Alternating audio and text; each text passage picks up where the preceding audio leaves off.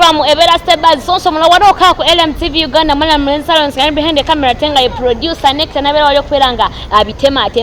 montage king himself nabera kuberanga bitukutera ku screen yo atenze mwana mwala the small size Queen Sylvia ne mwana mwala the big size ngamba Jo Makenze tulokubanga tugakutusako wenjogerera kakati mwana mwala Jackie Chandiru mwali mugamba banange yabulira wa ndashi mukazi munange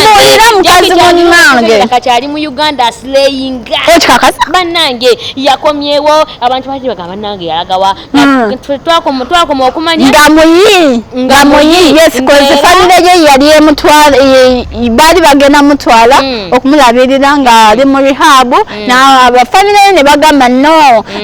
asusse nnyo kubera ku social media bichibi kyo kumumanya embeera ze nga balina okola ki okugira nga omanyi personal life ngeri secret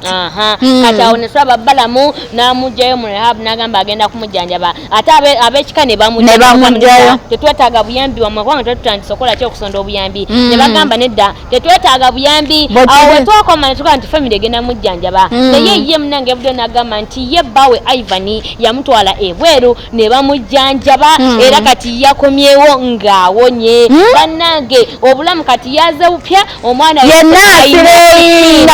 sireyingira mu kayimba jangu sembera njagala omwana nasajja akawini nwaji njagala kubeno wini nwaji bane yagambye bannange se naga bannange bujjo tulinda gwe namyekozo yenna nga yeemola binene ebyabalungi naye kaskini keeko omusajja yamujjanjabye tobola abaguno omwezi engeri gye gw'abagalana kitima buli muntu n'ofuna akwagala tobola ne Jackie Chandiru saawa zino omwami yamufuddeko yamutwala ne bamujjanjaba era kati wenjogerera y'omu kubavumirira enjaga agivumirira abantu obutakola ki obutagikozesa